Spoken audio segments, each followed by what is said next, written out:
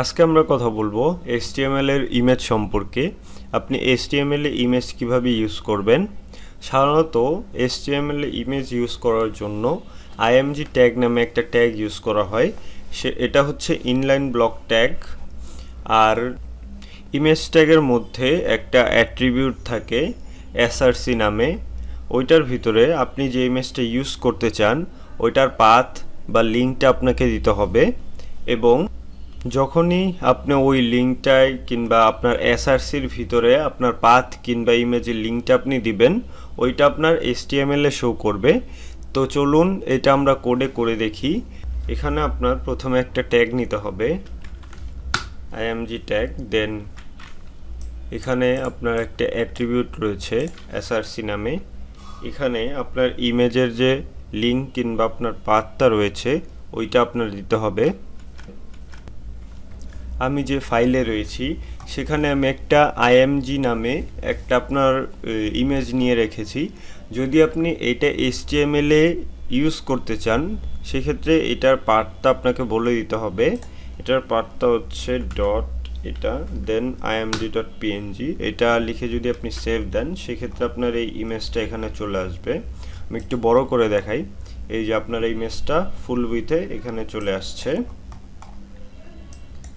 যদি আপনি কোনো একটা ফোল্ডার ক্রিয়েট করেন, সেটার ভিতরে আপনি লেখেন ইমেজেস, দেন ওই ফাইলটা আপনার এখানে মুভ করে দেন এইটা যদি আপনি অ্যাক্সেস করতে চান সেক্ষেত্রে আপনি এটা কিভাবে করবেন।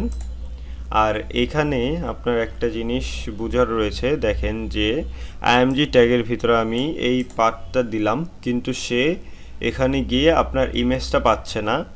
সেক্ষেত্রে আপনি ইউজারকে একটা মেসেজ দেখাতে পারেন যে এটা কিসের ছবি, সেটার জন্য আপনি এল ট্যাগ ইউজ করতে পারেন। আমি যদি দেখি,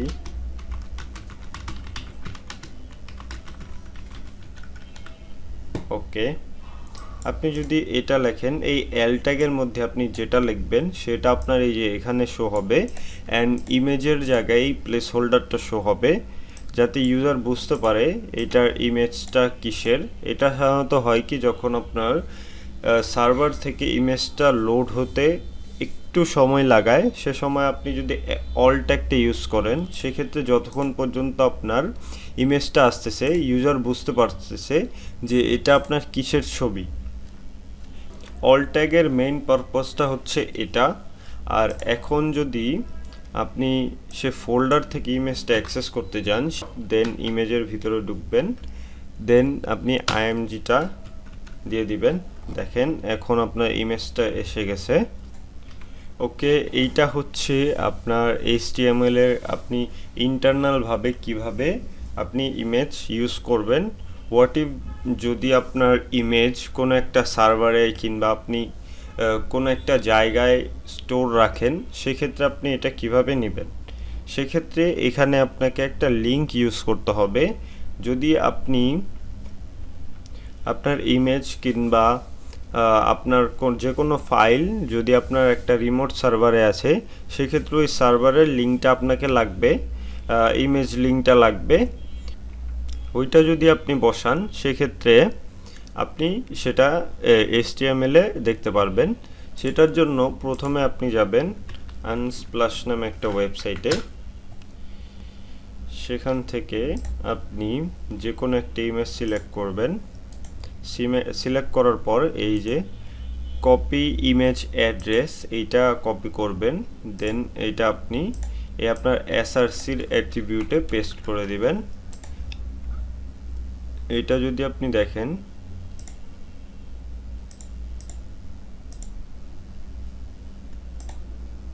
দেখেন আপনার এই ইমেজটা এখানে চলে আসছে। আর ইমেজের ক্ষেত্রে আপনি এটার হাইট কত হবে অ্যান্ড উইথ কত হবে ওইটা আপনি সেট করতে পারবেন। ওইটার জন্য অ্যাট্রিবিউট রয়েছে উইথ।